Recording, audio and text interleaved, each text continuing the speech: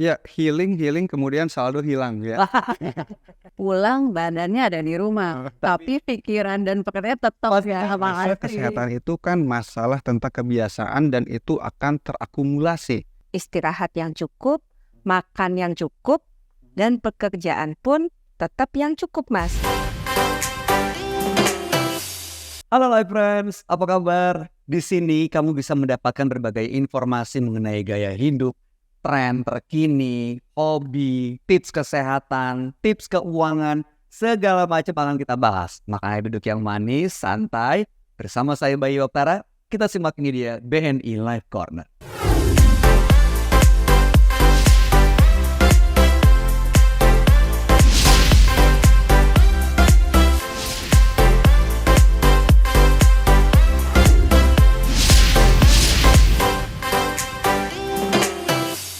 Harus diakui, keuangan memang penting untuk bisa menjaga keberlangsungan hidup seperti yang kita inginkan. Makanya tidak jarang orang banting tulang bahkan sampai lupa akan kesehatannya demi mencapai pundi-pundi yang diinginkan. Lalu sebenarnya bagaimana sih idealnya kita bisa tetap sehat, tapi juga bisa tercapai berbagai macam tujuan finansial, bahkan sampai nanti setelah pensiun, kita nggak jadi orang yang membebani anak-anak yang akan menjadikan mereka generasi sandwich. Nah, bersama saya kita akan temukan jawaban dari para narasumber. Sudah hadir. Yang pertama ada Dr. Okta selaku General Manager Claim and Provider dari BNI Life. Apa kabar Dr. Okta? Baik, Mas Bayu. Lalu kemudian ada Ibu Dewi Lestarina selaku General Manager Bank Assurance dari BNI Life. Ibu Dewi, sehat Bu? Sehat, alhamdulillah. Alhamdulillah. Dan ada Barain Muhadin, seorang influencer keuangan dan juga financial planner yang aktif memberikan pemahaman tentang pentingnya gaya hidup yang aktif, sehat, dan seimbang. Mas Ray, apa kabar Mas? Alhamdulillah sehat badannya, mentalnya, finansialnya. Mas, kalau buat saya dan buat beberapa orang yang saya temui, keuangan itu adalah hal yang utama. Kalau urusan kesehatan, ya dengan adanya self reward nanti juga bisa menyenangkan diri sendiri. Akhirnya ya mental sih baik-baik aja. Jadi ya selama ada kesempatan hajar terus, kesehatan nomor 2. Tanggapan yang mengenai pandangan seperti itu? Ya, healing kemudian saldo hilang ya. Keuangan itu memang yang utama, tapi saya rasa dan mungkin Bu Dokter juga setuju sama saya. Kesehatan itu yang pertama. Kalau kita kerja, terus kemudian menghasilkan uang, ya gampang lah nanti tidur tinggal diganti gitu ya. Tapi saya rasa kesehatan itu kan masalah tentang kebiasaan dan itu akan terakumulasi. Tapi kemudian juga mungkin di masa depan nanti, masa tua kita akan terkena berbagai macam penyakit yang kemudian nanti harus kita kompensasikan dengan aset yang sudah kita kumpulkan. Kalau Dr. Okta gimana? Yang penting adalah istirahat yang cukup, makan yang cukup, dan pekerjaan pun tetap yang cukup, Mas. Boleh kita bekerja keras, tapi intinya adalah istirahat juga penting. Kesehatan fisik, kesehatan mental kita juga tetap harus dijaga, Mas. Dan kita utamakan adalah kualitas tidur. Bukan berarti tidur itu harus 8 jam. Tapi kita betul-betul menikmati tidur. Itu yang penting. Tadi Dr. Okta itu kan idealnya bagaimana sih kita bisa tidur secara ideal, kualitasnya bagus gitu ya. Teman-teman di sales itu ada melekat tanggung jawab target angka yang memang setiap hari, setiap saat harus kita fokus untuk kita selesaikan. Kalau hari ini kita tidak nyampe, berarti kita pikirin bagaimana caranya untuk supaya besok bisa melampaui gitu ya. Nah, kita memang yang harus mengatur ya. Kapan kita yang bisa ngerasain alert tubuh kita gitu ya. Kapan sekiranya dalam kondisi diam pun kayak tulang belakang udah agak ada sinyalnya agak panas kita ya. Ya udah kita ya selesaikan dulu lah aktivitas malam ini toh besok kita lagi. Karena percuma kalau kita benar-benar jatuh sakit, rencananya kita mau mengumpulkan pundi-pundi uang ya itu tidak akan terjadi. Bahkan pundi-pundi yang sudah kita kumpulkan itu bisa terkoreksi sedikit demi sedikit atau bahkan sekali banyak kalau kita jatuh sakit kan ya. Itu dia makanya. Nah kalau Mas Ray sendiri, keseimbangannya gimana nih antara mengejar urusan keuangan sama kesehatan badan? Ya kalau saya semuanya harus direncanakan ya. Mulai dari pengeluaran, karena pengeluaran dan kegiatan itu akan berkorelasi satu sama lain gitu ya. Itu berarti udah direncanain bulan ini apa aja yang saya akan keluarkan. Betul. dari tanggal 1, kalau supaya gampang ya, dari tanggal 1 sampai tanggal 31 atau tanggal 30. Oh, harian itu di Harian, betul. Wow. Bahkan di perjalanannya pun saya tulis tuh, bener nggak nih saya keluarin uang sekian. Jadi saya juga bisa koreksi tuh, oh ternyata saya kebanyakan jajan gorengan nih. Nanti itu akan menjadi pengingat saya bahwa saya harus kurangi nih makanan-makanan ini ke depannya. Itulah yang menjadi pengingat saya. Apakah ini bermanfaat untuk kita ataukah tidak? Tadi udah dibahas tentang deep sleep dan lain sebagainya. Maka kita harus berencana juga beli kasur yang enak, beli bantal yang enak. Karena itu menunjang betul kehidupan kita sehari-hari, kesehatan kita. Dan itu dimulai dari perencanaan keuangan yang baik. Tapi kalau bicara soal idealnya adalah badan sehat, duit banyak. Nah, tapi kalau misalnya harus milih nih, badan sehat tapi duit sedikit, atau badan sakit-sakitan karena dipakai kerja mulu, tapi duit banyak. Aduh, pilihan yang sulit. Saya sih pengennya badan tetap sehat ya Mas ya. Badan sehat, mesti Iya, pundi-pundian sedikit tapi menikmati, mensyukuri. Oke, Iya. itu kuncinya. Iya. Oke, kalau Ibu Dewi, Kalau cuman sakitnya katakanlah flu mah ya mendingan banyak uang, sakit dikit flu itu. kalau Mas Rey? Kesehatan nomor 1. Kenapa? Kalau dari sisi keuangan ada beberapa kuadran keuangan kalau kata Robert Kiyosaki gitu ya. Jadi kuadran pertama itu adalah orang yang masih mencari income secara aktif. Dia bekerja, berdagang dan lain sebagainya. Ya kemudian dia telah mengumpulkan uang lalu berpindah kuadran. Dan kemudian dia bisa berinvestasi, beli properti, dan uang-uangnya itu bisa dia gunakan untuk kebutuhan sehari-harinya dia gitu ya. Nah tetapi gitu, kalau kemudian ketika kita sudah pindah kuadran yang kedua, sudah punya aset dan lain sebagainya tapi sakit, kita akan kembali ini ke kuadran yang pertama. Karena kemungkinan besar asetnya yang dikumpulkan itu akan habis kalau kita tidak punya proteksi asuransi di sini. Nah, ketika kita sakit kemudian kita berpindah ke kuadran 1, artinya kita harus menjadi orang yang aktif mencari income, kita sudah tidak bisa karena kita sakit. Makanya kesehatan tetap nomor 1, dan ketika kita pindah kuadran sudah banyak duitnya, jangan lupa tidak hanya investasi tapi kita juga harus punya proteksi. Mas Rey, untuk mencapai ke titik ideal tadi, kan harus memulai strateginya tuh dari mulai satu perencanaan. Betul. Nah, apa aja tuh yang harus didetailkan dalam perencanaan itu supaya tercapai goal-goalnya tuh? Yang pertama adalah kita maunya apa dulu. Kita tentukan dulu tujuannya apa sih. Katakanlah mau pensiun nyaman. Pensiun nyaman itu seperti apa? Gaya hidup seperti apa yang disebut pensiun nyaman? Ya. Ukurannya gimana?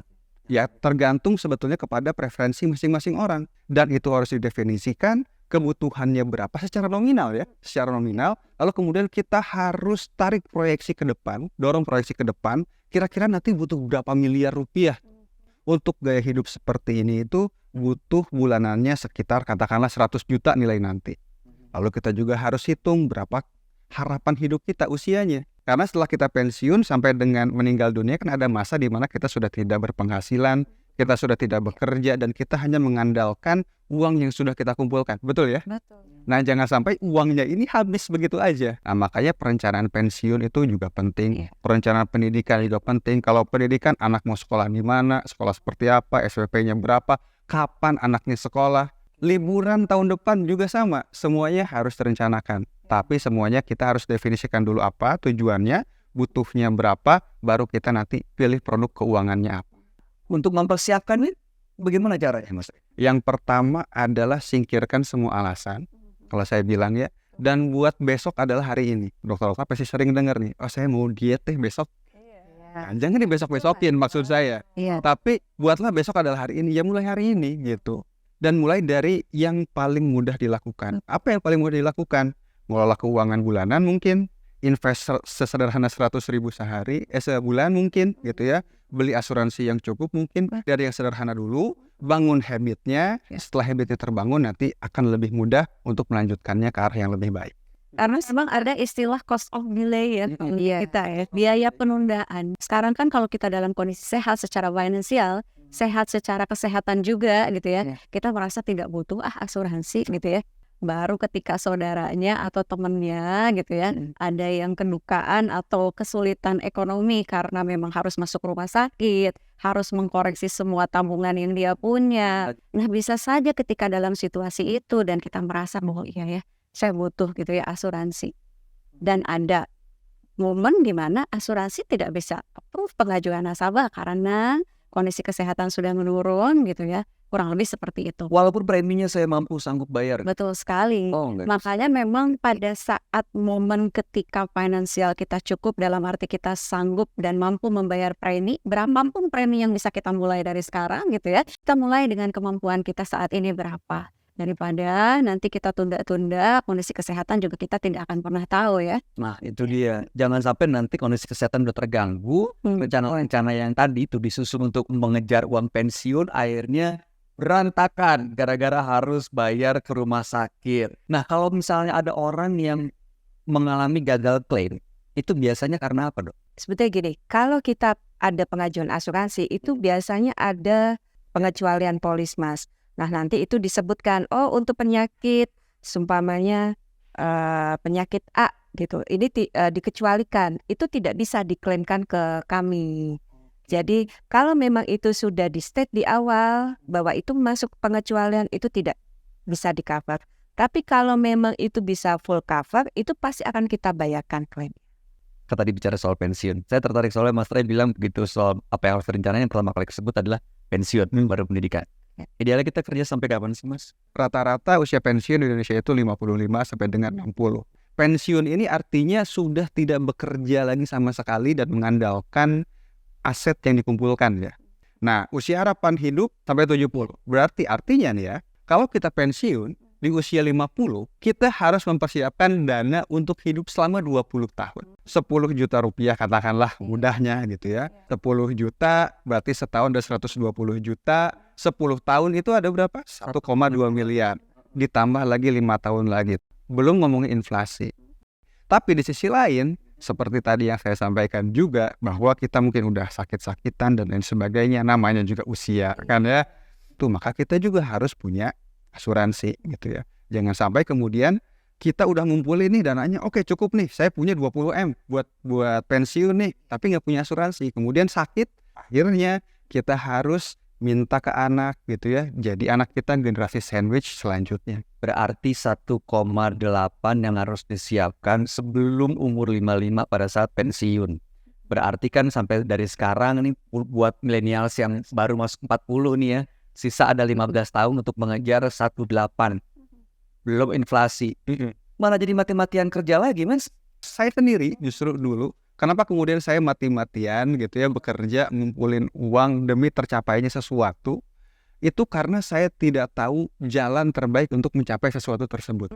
Kalau kita ngomongnya dengan nabung, ya jelas kita harus nabung berapa banyak sih gitu per bulannya. Bisa nabung nggak? Betul, bisa nabung atau enggak gitu ya. Pasti kita mikirnya, oke saya harus bekerja lebih keras supaya saya dapat penghasilan lebih banyak. Tapi kemudian kalau kita tahu bahwa ternyata ada produk keuangan lain yang bisa mengantarkan saya ke sana, dan ternyata jumlah yang harus saya simpan setiap bulannya tidak lebih besar dibanding saya menabung. Itu bisa dengan cara berinvestasi. Tapi kita harus lindungi investasi kita, tabungan kita, aset kita dengan asuransi sebagai proteksi. Soalnya kalau ada asuransi, akhirnya resikonya itu tetap ada di kita. Ada. Kalau kenapa-napa, Iya. mimpi-mimpi yang udah disusun, gone. Iya, Gitu ya. betul. Oke, kira-kira untuk proteksi individu, misalnya di kantor apa, udah dapat biasanya kan rawat jalan tuh, Bu. Nah, kita harus melengkapi dengan apa? Yang harus kita persiapkan terlebih dahulu adalah jika kita sakit, jangan sampai gitu ya aset yang sudah kita bangun, tabungan yang sudah kita bangun itu terkoreksi. Maka kita siapkan asuransi kesehatan. Dan jika itu kita sudah dapatkan dari kantor gitu. Tapi apakah itu cukup? Jika memang itu kita sudah merasa cukup, baru kita cek aset yang kita sudah punya itu sudah cukup nggak dapat perlindungan gitu ya, asuransi. Karena kan banyak sekali sekarang itu teman-teman yang masih mikirin untuk asuransi mobil ya, asuransi rumah, sementara diri kita sendiri sebagai ATM-nya kalau kepala keluarga untuk istri dan anak-anaknya gitu ya, jarang sekali kita memikirkan hal itu gitu. Mobil aja di asuransi, Iya, motor asuransi. kalau kita bicara sama Mas Ray, gimana sih kalau kita bicara perencanaan keuangan ya Mas Ray ya, gimana supaya hidup kita ini secara keuangan aman dan nyaman. Nah gitu. Nah produk asuransi itu justru bisa mengcover semuanya. Bagaimana kita bisa aman, kita bisa memanage gitu ya resiko ya yang bisa datang kepada kita kapan saja. Terus tidak ada satupun di dunia ini yang tidak pernah sakit gitu ya. pasti sakit itu akan datang, cuman jenis sakitnya apa, akan ngabisin duit berapa, gitu ya, kurang lebih begitu. Nah, produk asuransi ada di situ gitu ya untuk membantu memanage gitu ya resiko-resiko itu ketika datang tanpa harus menggerus tabungan kita lebih banyak. Lalu tadi Mas Re bilang katakanlah supaya nyaman secara finansial, berarti harus memikirkan hari tua gitu ya, terus perencanaan pendidikan untuk anak-anak, atau bahkan warisan yang harus kita persiapkan. Nah, produk asuransi juga bisa membantu itu. Kita sebagai individu yang harus kita persiapkan, selain dari asuransi kesehatan kita sudah cukup atau tidak gitu ya. Nah, bagaimana dengan kebutuhan-kebutuhan tadi? Supaya produk asuransi bisa kita miliki untuk supaya kita aman dan nyaman secara keuangan. Itu saya gatel banget nih mau nanya produknya apa sih, Bu? Ada banyak sekali produk asuransi yang memberikan manfaat pasti gitu ya. Yaitu kalau kita membayar premi sekian, sudah pasti kita akan dapat pengembalian sekian. Dan tidak ada ruginya sama sekali, uang kita itu akan kembali, bahkan kita mendapatkan return gitu. Tapi kalau kita bicara dengan teman-teman yang katakanlah pendapatannya masih belum tentu, ibaratnya ya setiap bulannya gitu ya 3 bulan dan lain sebagainya, kita juga ada produk asuransi yang sangat fleksibel. Fleksibel. Fleksibel tuh begini, teman-teman pasti sudah familiar dengan istilah unit link ya. Walaupun saat ini unit link banyak sekali yang ada komplain dan lain sebagainya. Komplain itu kan karena yang membeli ekspektasinya apa, yang menjelaskan kurang memberikan informasi transparan mungkin di situ. Tapi positifnya apa sih produk unit link itu? Positifnya di produk unit link itu sangat fleksibel. Fleksibelnya tuh begini. Teman-teman katakanlah yang punya income ya, baik itu bulanan atau katakanlah hari ini tahun ini saya mendapatkan income sekian tapi tahun depan belum tentu, atau bulan ini sekian bulan depan belum tentu. Nah, di unit link itu dia fleksibel. Cara bayarnya fleksibel, bisa bulanan, 3 bulan, semester, dan tahunan. Dan juga ada manfaat yang namanya cuti premi gitu. Jadi kalau misalkan kita tidak ada income gitu ya, ya kita boleh mengajukan cuti premi dulu gitu. Tapi tetap terproteksi. Tetap terproteksi selama dana yang ada pada polis tersebut cukup untuk mengcover semua biaya. Tapi boleh cuti premi itu. Beda dengan produk asuransi tradisional selain unit link, tidak boleh loh cuti premi. Bagi teman-teman yang tidak punya manfaat asuransi kesehatan di kantor, nah unit link itu juga bisa memberikan manfaat tambahan kesehatan. Jadi selain asuransi jiwanya kita juga dapat, kita juga manfaat asuransi kesehatannya bisa kita dapat di produk unit link itu. Jadi banyak sekali manfaat yang bisa kita dapat dan juga fleksibel. Hanya saja Mas Bayu, kita jangan mengharapkan pertumbuhan dana di produk unit link ya disamakan dengan produk investasi yang lainnya, itu saja. Karena tentu akan berbeda karena ini produk asuransi. Itu yang pasti di produk asuransi ini kecil uang yang kita keluarkan, besar manfaat yang kita dapatkan. Betul. Berarti emang benar kalau bicara soal investasi ya nggak bisa di satu keranjang kan taruh ulturnya ya, ada di banyak keranjang sehingga salah satunya yang bisa dipertimbangkan adalah dengan asuransi yang memiliki unit link. Karena selain terproteksi, ada juga nilai yang bisa bertumbuh di situ ya. Untuk orang-orang yang tadi sempat disebut juga sama Ibu Dewi, orang yang punya penghasilan nggak tetap. Ya maksudnya sama seperti saya nih, sebagai seorang freelance. Ini perencanaan keuangannya sama atau beda dengan karyawan? Jadi ketika teman-teman ini punya pengelolaan keuangan bulanan gitu ya, teman-teman itu harus punya setidaknya 2 rekening ya. Yang pertama adalah rekening penampungan, yang kedua adalah rekening pengeluaran harian. Jangan disatuin.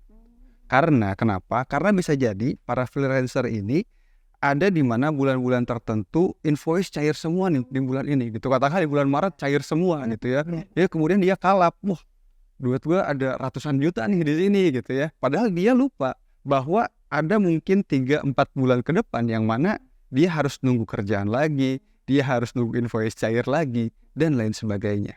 Nah, jadi dia harus menggaji dirinya sendiri di sini. Dia harus bikin 2 rekening. Dia harus tentukan berapa sih kebutuhan saya bulanannya, keluarga saya berapa, gajianlah dari rekening penampungan ini. Nah, kalau lebih baik lagi, satu lagi ada namanya rekening dana darurat. Jadi kita bisa sisihkan dari rekening penampungan ini, kelebihannya kita alihkan ke rekening dana darurat ini. Jadi kalau ada apa-apa, invoice nggak cair lah, nggak ada kerjaan lah, ya dan lain sebagainya, itu bisa ngambil dari dana darurat dan nggak harus mengandalkan pay letter atau kartu kredit untuk kehidupan sehari-hari. Jadi kita ngutangnya ke diri sendiri, nggak ke orang lain. Nggak ada bunganya, nggak diteror kapan bayar pinjamannya. Itu yang pertama. Lalu kemudian yang kedua adalah dari sisi proteksinya pun juga sama gitu ya. Kita harus punya asuransi kesehatan sendiri. Lalu kemudian yang kedua dia harus punya asuransi income. Jadi asuransi santunan hariannya. Nah, kalau dia sakit, masuk rumah sakit, biasanya ada asuransi yang bisa ngasih tuh hariannya berapa, entah itu 500, 1 juta, dan lain sebagainya. Jadi itu akan tercover dengan sakitnya dia, tapi dia tetap dapat pemasukan. Dan yang ketiga adalah asuransi jiwa.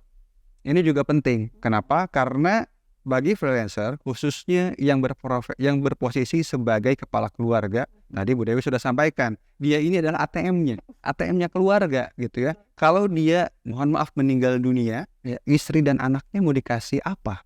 Istrinya bingung, bayar SPP bulan depan gimana?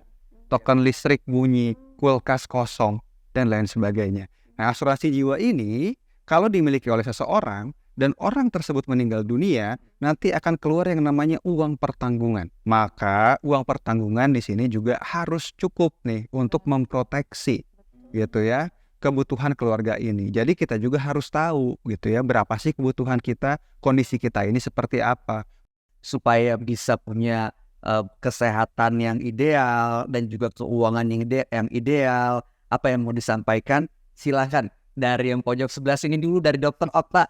Dok, mungkin dari sisi dokter nih, makanan apa dok, kesehatan? Yang penting intinya adalah makan itu lebih banyak buah, sayur. Kalau yang gorengan boleh, tapi jangan berlebihan. Ada juga olahraga. Oke. Seminggu 2 kali, 3 kali juga udah cukup. Gak perlu tiap hari dalam seminggu. Oh, nggak bagus juga. Gak bagus mas, capek nanti. Iya benar. Tapi ada satu lagi, olahraga itu bukan hanya untuk enjoy aja ya, tapi dia juga mengeluarkan stres betulnya. Nah, mulainya emang berat sih. Iya. Tapi ya itu dia, anggap besok itu hari ini, dimulai dari sekarang. Bu Dewi, ada yang mau sampaikan terakhir, Bu? Sebetulnya saya ini aja ya mengulas tadi kan saya belum menyampaikan nama produk. Nama produknya di Life Plan Multipro. Itu yang saya sebut tadi unit link. Tadi nyambung sekali dengan apa yang Mas Ray sampaikan gitu ya. Bagaimana supaya kita bisa mengantarkan istri dan anak-anak bisa melanjutkan hidupnya sampai mendapatkan income gitu ya, kurang lebih seperti itu. Nah, di BLPM, di unit link gitu yang kami punya itu produknya, itu kita bisa memberikan uang pertanggungan sampai 200 kali lipat dari premi dasar gitu yang dikeluarkan oleh nasabah preminya. Nah, jadi inilah yang disebut dengan keluar uang kecil, mendapatkan manfaat uang sebesarnya. Jadi manfaatnya bisa sampai 200 kali lipat. Begitu. Dan plus kita juga bisa memberikan manfaat asuransi kesehatan gitu ya, asuransi kecelakaan dan lain sebagainya sebagai asuransi tambahan. Gitu. Dan asuransi utamanya adalah asuransi jiwa. Gitu. Supaya nanti kita bisa aman dan nyaman tadi gitu ya. Dan semuanya ini bisa didapatkan dari produk-produk termasuk dengan adanya unit link BLPM. Terakhir, Mas Ray, pesan buat Life Fresh. Mulai saat ini, rencanakan keuangan sebaik-baiknya, jalani sebisanya. Saya sih biasanya bilang, kalau mau nulis rencana pengeluaran, tulis aja semua. Pengennya apa nih di bulan depan gitu ya. Tulis semuanya, baru nanti kita jumlahin nih. Antara penghasilan kita dengan rencana pengeluaran kita match atau enggak. Oh ternyata penghasilan kita 5 juta gitu ya. Tapi ternyata rencana pengeluaran kita 25 juta. Nah baru di situ kita pilih dari rencana pengeluaran kita, mana yang termasuk kebutuhan, mana yang termasuk dengan keinginan. Setelah itu baru kemudian kita jalani, catat pengeluarannya gitu ya. Kita juga kemudian koreksi kalau kemudian ada pengeluaran-pengeluaran yang tidak kita perlukan. Tapi pastikan pengeluaran yang kita perlukan berupa investasi, proteksi, asuransi itu tadi harus dibayarkan terlebih dahulu dibandingkan dengan hiburan dan juga jalan-jalan. Ayo, udah lumayan tersindir ya. Itu asuransi proteksi didahulukan daripada hiburan atau jalan-jalan. Nah, tapi terima kasih apa yang udah kita obrolin hari ini. Mudah-mudahan menjadi inspirasi buat kita semua. Life Friends pasti butuh keuangan, butuh mencapai semua keinginan, mimpi-mimpinya, tapi kesehatan juga jangan sampai terabaikan. Penting sekali kalau kata Dokter Okta tadi untuk punya istirahat yang cukup, di mana kita benar-benar bisa memiliki tidur yang berkualitas supaya tetap produktif. Karena gimana bisa produktif kalau badan kita nggak sehat? Kalau tadi Mas Ray bilang semua harus direncanakan. Keinginan, kebutuhan harus benar-benar dibedakan. Dan ingat, sejauh-jauhnya kita melangkah saat bekerja pasti akan pensiun juga kan. Jangan sampai nanti setelah pensiun justru kita bingung mau bagaimana melanjutkan kehidupan kita. Terutama pada saat apabila nanti ternyata kita dipanggil duluan, orang yang ditinggalkan bagaimana mereka melanjutkan hidup.